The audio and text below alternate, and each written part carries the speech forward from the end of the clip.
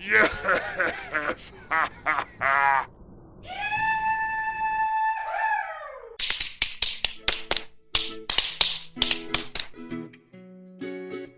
And so, this is how it all began.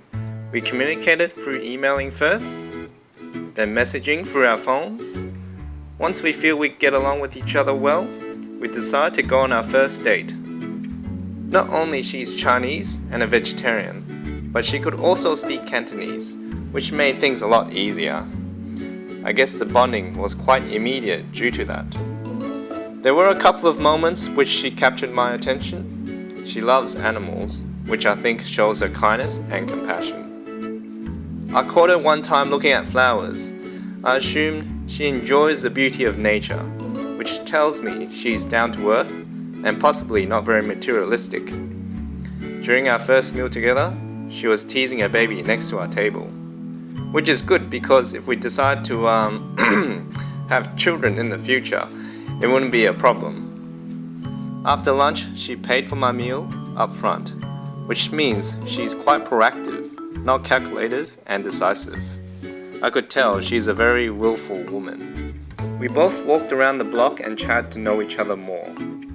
When we decided to leave, I realized I've got a fine for not paying for my parking space. Luckily, I didn't show any emotions how annoyed I was. Gotta keep my cool, in front of the ladies. A tip for the single guys out there. As I was trying to look for the price I needed to pay, she was worried at the time whether I would treat it like a bad omen. However, I looked at it differently. Rather, I took it as a sign from heaven. Good things have a price to pay. Ever since our first date, we get along quite well together and start to see each other more often. Our times together were not usually exciting adventures exploring outdoor activities, but rather quiet, indoor, and relaxing ones where we enjoy nice animated movies.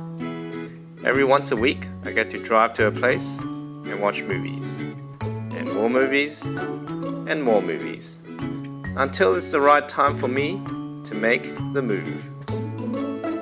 Sometimes there will be some moves in martial arts that I can't prepare you for. When I finally succeeded, she felt surprised and was worried it wasn't the right time. But then again, she didn't retreat it. So there, I made the move.